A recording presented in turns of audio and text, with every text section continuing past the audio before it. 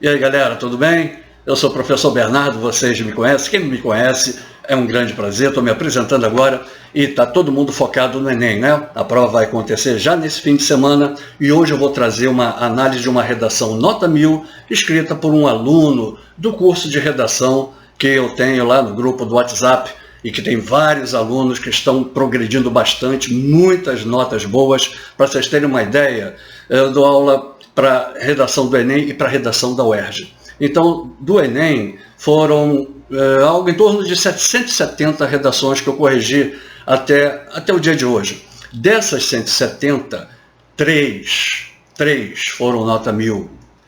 60 e poucas foram nota 960. E mais outras tantas notas 920. Portanto, né, a galera está muito focada, a galera tem progredido bastante. E hoje eu vou analisar a redação do João Pedro, que foi uma das 3 redações nota 1000.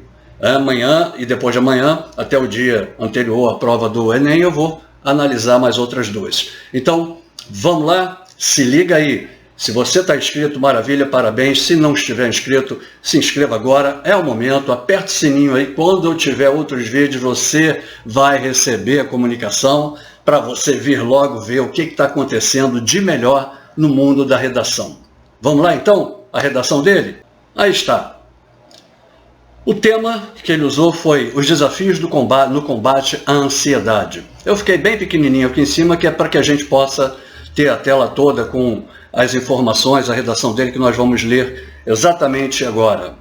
Então, tá aí, o tema é os desafios no combate à ansiedade e ele começa assim. Processos pandêmicos comuns na trajetória humana foram responsáveis por um amplo número de mortes. A gripe espanhola, comum no século passado, e a atual disseminação de Covid-19 são exemplos inegáveis da perversidade de certas doenças. No entanto, contemporaneamente, levando em conta que, de acordo com a OMS, a saúde permeia os âmbitos físico e psicológico, a ansiedade vem ganhando certo protagonismo, o que é ocultado pela menor quantidade de mortes explícitas. Nesse sentido, esse panorama é subproduto da idiosincrasia social e do imediatismo. Nota-se, inicialmente, que o comportamento da sociedade pós-moderna, impregnada pela lógica capitalista, contribui para a intensificação da problemática. Isso ocorre porque, consoante o livro Sociedade do Cansaço, do sociólogo Byung-Chul Han, a produtividade, hipervalorizada desde a ascensão da primeira Revolução Industrial, foi internalizada pelos indivíduos, de modo que a autoexploração passou a predominar, seja para a busca incessante do sucesso financeiro, seja para a conquista da emancipação intelectual. Fato o qual, segundo o autor, contribui para a ascensão do esgotamento físico-mental. Desse modo, devido a essa característica social, a cobrança excessiva no trabalho ou nas instituições de ensino passou a ser tida como normal e benéfica, situação que exacerbou psicopatologias como a ansiedade. Somado a isso, o imediatismo, corroborado pela ascensão tecnológica global, catalisou o aumento de doenças emocionais. Nessa direção, conforme apontado por Zygmunt Bauman em Modernidade Líquida, a translocação da lógica de comercialização à esfera dos relacionamentos interpessoais e o crescimento técnico-científico contribuíram para a degeneração da linha temporal, uma vez que, por conta da rapidez dos processos contemporâneos, a demora tornou-se obsoleta e frustrante. Dessa maneira, com essa busca pelo imediato, o ser humano passou a ser majoritariamente incapaz de encarar a espera, característica que, ao se manifestar gravemente, eleva os índices de ansiedade na população. Depreende-se, portanto, a relevância do comportamento social e do imediatismo para o aprofundamento do problema. Por isso, o Ministério da Saúde deverá promover campanhas que informem os indivíduos sobre a importância do cuidado pessoal e da saúde psíquica plena, a fim de estimular a procura por ajuda profissional, principalmente no Sistema Único de Saúde, e a atenuação dos índices de ansiedade. Tal campanha deverá ser feita por meio de parcerias com rádios e redes televisivas que as veicularão em horários de alta audiência. Assim, essa psicopatologia poderá ser notada e, enfim, mitigada. Então, gente, a redação dele realmente está muito boa mesmo. E a partir desse momento nós vamos analisar todo o passo a passo dessa redação. Desde como ele projetou as ideias na cabeça dele, como ele fez esse planejamento, como ele arquitetou o projeto de texto dele. Então nós vamos começar falando sobre como ele fez esse projeto de texto, como ele fez com que as suas ideias conseguissem ser superficializadas ali na folha de papel e que pudessem garantir, dentro de uma progressão temática, dentro de uso de várias estratégias argumentativas, o sucesso, a garantia dessa nota 1000. Portanto, primeira ideia é saber o que é projeto de texto. Isso está muito bem esclarecido lá no manual do corretor do Enem. Então vamos ver o que vem a ser o projeto de texto. Vou ficar pequenininho aqui de novo.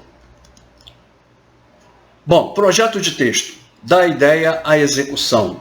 No manual de corretor do Enem, está assim como projeto de texto. Ele é um esquema geral da estrutura de um texto, no qual se estabelecem os principais pontos pelos quais deve passar a argumentação a ser desenvolvida.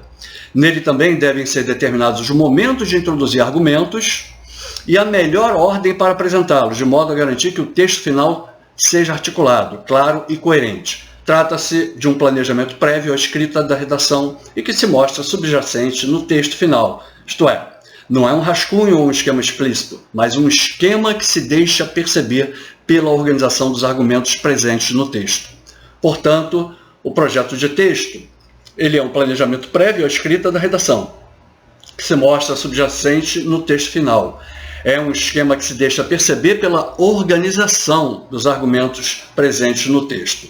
Agora nós vamos passar a ver isso na redação do João Pedro. Como é que ele fez com que todo esse esquema subjacente pudesse ser visto dentro da linha progressiva do texto dele. O texto dele é esse, como nós já vimos aí. Então, a primeira providência, antes de eu entrar numa análise mais aprofundada, é verificar como é que ele fez a sua tese, como é que ele projetou os argumentos e como esses argumentos estão distribuídos ao longo do texto. É isso que vamos ver exatamente agora. Bom, ele começa a tese ali, lá na introdução, quando ele diz: contemporaneamente, levando em conta que, de acordo com a OMS, a saúde permeia os âmbitos físico e psicológico, a ansiedade vem ganhando certo protagonismo, o que é ocultado pela menor quantidade de mortes explícitas. Então, o cerne da questão está ali, a ansiedade vem ganhando certo protagonismo. E aí ele vai agora ter que mostrar como ele vai percorrer a argumentação dele, em cima dessa ideia de que a ansiedade vem ganhando certo protagonismo e que ela, claro, de acordo com o tema, ela precisa ser combatida. É preciso encontrar meios para combater, né, essa crescente onda de ansiedade. Ele vai mostrar, então, que esse panorama, ou seja, que a ansiedade vem ganhando certo protagonismo, isso é um subproduto da idiosincrasia social, esse é um dos argumentos que ele escolheu, e do imediatismo. Portanto, ali na introdução agora eu tenho a tese, né, começando ali em amarelo e já projetando no finalzinho para os dois argumentos, o primeiro lá em verde e o segundo em azul. Agora, como é que ele vai fazer? Ele vai ter que começar a desdobrar, falar sobre cada um desses argumentos. Então, ele vai ter que usar esses argumentos nos parágrafos de desenvolvimento. E como ele faz isso? O primeiro argumento, a questão da idiosincrasia, está logo no início do primeiro parágrafo de argumentação. Isso deixa muito mais claro, muito mais perceptível esse projeto de texto, como ele já joga logo na declaração, ou seja, naquele tópico frasal, o seu argumento. Então, o primeiro argumento está aí. E o segundo, logo lá no início também do segundo parágrafo de argumentação, mostrando que ele também já começa, já deixando claro o seu argumento para depois ir desdobrando com a fundamentação dele. Em sequência, agora eu tenho os dois ao mesmo tempo e isso vai ter que ser recuperado lá na conclusão, e é exatamente o que ele faz. Ele recupera ali a questão da relevância de que do comportamento social, que é o caso da idiosincrasia, para o aprofundamento do problema, mas não fica só nisso.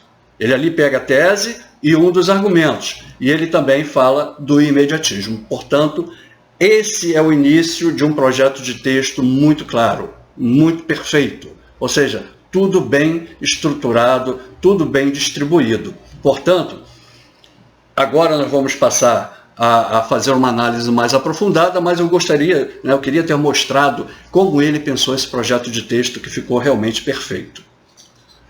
Vamos lá.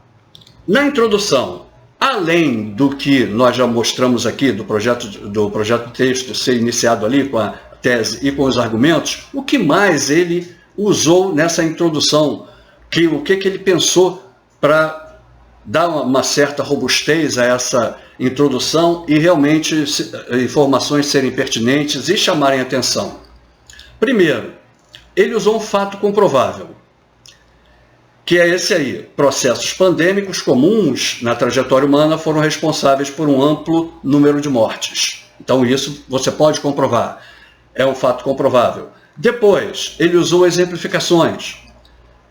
No caso, a gripe espanhola, a primeira delas, e depois a atual disseminação de Covid-19. E, por fim, ele vai usar o argumento de autoridade, que é, no caso, de acordo com a OMS. Então, além de ele trazer a tese e os argumentos, para ele produzir essa introdução, ele usou várias estratégias: o fato comprovável, as exemplificações e o argumento de autoridade. A introdução dele está muito boa, perfeita. Passemos agora a uma ideia que eu sempre venho falando aqui nos outros vídeos, com relação à argumentação. A argumentação ela tem uma tríade. O parágrafo argumentativo ele tem uma tríade, que é a declaração inicial, que muitos chamam de tópico frasal, que é o próprio argumento, a comprovação dessa declaração ou desse argumento e a opinião. Então, quando você declara, ou seja, você traz o argumento, você tem que comprovar. E comprovar com o maior número de estratégias argumentativas possível. Depois que você comprova, aí sim, você fecha o parágrafo, você opina. Não que a opinião tenha que estar somente no parágrafo, no período final do parágrafo. Ela pode permear todo o parágrafo, mas fechar esse parágrafo argumentativo com opinião fica um fechamento brilhante. Então vamos ver como ele desenvolveu os parágrafos de argumentação dele. Vamos lá, esse é o primeiro parágrafo. Então, já tínhamos visto ali a declaração, né, o argumento, que estava lá no início. Então, ele é feito de declaração, como vimos aqui anteriormente, é feito de comprovação e é feito de opinião. Como e quando isso acontece em cada momento aí desse parágrafo? Vamos ver agora? Vamos lá. Bom, ele traz o argumento, que é aquilo que nós vimos, né, logo no início, que é a frase inicial, que ele vai tratar do que ele projetou lá na introdução. No caso, ali, nota-se inicialmente que o comportamento da sociedade pós-moderna, impregnada pela lógica capitalista, contribui para a intensificação da problemática. Pronto, ele lançou o argumento. Depois, o que ele vai fazer? Para comprovar, ele vai trazer argumento de autoridade. No caso, ele trouxe ali o sociólogo Byung-Chul Han, né, com esse livro Sociedade do Cansaço. Além desse argumento de autoridade, o que mais ele traz? Uma alusão histórica, quando ele fala da primeira Revolução Industrial. Então ele vai avançando e trazendo informações novas na progressão, né, desse argumento dele, da fundamentação desse argumento. E por fim ele faz uma relação de causa e efeito. Quando ele fala que foi internalizada pelos indivíduos, de modo que a autoexploração passou a predominar, seja para a busca incessante do sucesso financeiro, seja para a conquista da emancipação intelectual, fato o qual, segundo o autor, contribui para a exceção do esgotamento físico. Então, essa ideia contribui para o esgotamento físico. Então, existe uma ideia de uma relação de causalidade, de causa e efeito. Portanto, ele usou 3 estratégias de argumentação nesse parágrafo. E agora, claro, ele vai fechar o parágrafo. No caso, ele fecha com uma relação de causa e efeito. Quando ele diz, desse modo, devido a essa característica social, a cobrança excessiva no trabalho, nas instituições de ensino, passou a ser tida como normal e benéfica, situação que exacerbou psicopatologias como a ansiedade. Então, uma coisa acaba levando a outra, né? Uma causa gerou uma consequência. Portanto, esse é o esquema do parágrafo, do primeiro parágrafo de argumentação dele. Ok? Belezinha? Tá maravilhoso, né? Vamos ao segundo agora? O segundo parágrafo de argumentação tem que ter também aquelas 3 situações: a declaração, a comprovação e a opinião. Como ele fez isso? Primeiramente, trouxe o argumento, né? Nós vimos lá no início do parágrafo. Então, somado a isso, o imediatismo, corroborado pela seção tecnológica global, esse é o argumento, que nós já vimos lá nos primeiros slides. Depois que ele traz esse argumento, né, no primeiro período, ele vai ter que fundamentar. Então, ele vai trazer novamente aí um argumento de autoridade. No caso, o Zygmunt Bauman com a obra, o livro Modernidade Líquida. E aí ele vai falar um pouco sobre essa ideia da modernidade líquida dentro dessa discussão da ideia do imediatismo. Portanto, ele vai falar que existe um imediatismo muito grande hoje em dia e isso acaba gerando problemas para as pessoas em todas as suas instâncias, né? Seja profissional, seja educacional, enfim. E depois ele faz uma relação de causa e efeito, quando ele fala que, por conta da rapidez dos processos contemporâneos, a demora tornou-se obsoleta e frustrante. Então, por causa de uma coisa, aconteceu outra coisa. Então, ele trabalha também, assim como no parágrafo anterior, com uma ideia de relação de causa e efeito. E, por fim, ele vai finalizar também com uma relação de causa e efeito, com ponto de vista crítico, né? Na opinião, a gente tem que ter esse poder de crítica ali bem marcado. Dessa maneira, com essa busca pelo imediato, o ser humano passou a ser majoritariamente incapaz de encarar a espera. Característica que, ao se manifestar gravemente, eleva os índices de ansiedade na população. Portanto, também aí um esquema muito bonito, muito bom de se ver numa redação que tirou nota 1000. Não tinha outro jeito. Uma redação boa desse jeito, não tinha outra maneira. Tinha que ser 1000 mesmo. Bom, depois de ter feito a introdução e os 2 parágrafos de argumentação, ele vai fechar a redação dele. E o fechamento da redação, de acordo com o Enem, requer alguns cuidados. Tem de acontecer uma proposta de intervenção para aquele problema, o problema que foi apontado lá na introdução. E ele tem que ter 5 elementos válidos. Ele tem que fazer uma proposta que seja uma proposta interessante, uma proposta coerente, uma proposta válida, uma proposta que não seja uma loucura. Portanto, vamos ver como é que ele fez essa conclusão dele. Primeiramente, voltando aqui. Primeiramente, ele faz uma retomada da tese, dos argumentos, que, quando ele diz depreende-se, portanto, a relevância do comportamento social e do imediatismo para o aprofundamento do problema. Então estão ali a ideia da relevância do problema, ou seja, combate à ansiedade, e os 2 argumentos, o comportamento social, que ele falou lá de idiosincrasia, e o imediatismo. Além disso, agora ele tem que trazer a proposta de intervenção dele, que tem que ter o agente. E qual seria esse agente dentro dessa conclusão? Ele chama o Ministério da Saúde para fazer para ser o agente dessa ação. E depois, qual vai ser a ação do Ministério da Saúde? Vai ser promover campanhas que informem os indivíduos sobre a importância do cuidado pessoal e da saúde psíquica plena. Depois que ele trouxe agente e ação, ele vai ter que mostrar como essa ação vai ser desenvolvida, como fazer isso. Então, ela vai ser feita por meio de parcerias com rádios e redes televisivas. Agora, como esse agente vai promover essa ação por meio de rádios e redes televisivas? Para quê? Qual o objetivo disso tudo? O objetivo é estimular a procura por ajuda profissional e a atenuação dos índices de ansiedade. Por fim, ainda há também um detalhamento, que é um quinto elemento que o Enem pede. Então, ele vai trazer um detalhamento justamente quando ele fala, principalmente no Sistema Único de Saúde, e também vinculado agora com a questão das redes, com rádios e redes televisivas, né, que veicularão em horários de alta audiência. Portanto, os 5 elementos muito bem claros nessa conclusão, e ele fecha, então, o seu pensamento sobre essa temática dessa maneira linda que garantiu a nota 1000.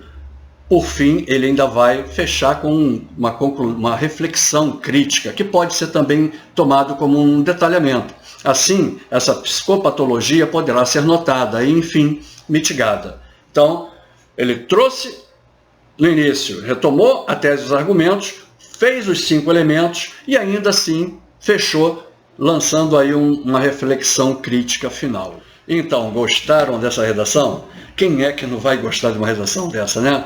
Nota 1000 garantida, sorriso no rosto, e vamos torcer para que agora no dia 17 isso se repita também. Eu tenho certeza de que muitos dos alunos que fizeram o curso comigo têm plenas condições, afinal de contas, houve um progresso maravilhoso ao longo do curso, até que muitos saíssem de notas não muito expressivas para notas 960, 1000, como 3 delas foram 1000 e mais de 60 foram 960. Gente, um grande abraço para todos vocês. Eu vou fazer um curso de imersão para o UERJ no mês de fevereiro e no mês de março também. Vou deixar o link aqui embaixo para quem se interessar em fazer o UERJ, se interessar também em fazer esse curso. Quem também se interessar em entrar nos grupos de redação, de prática de redação, eu também vou deixar o link aqui, ok? Então, dê o joinha aí e boa prova para todos.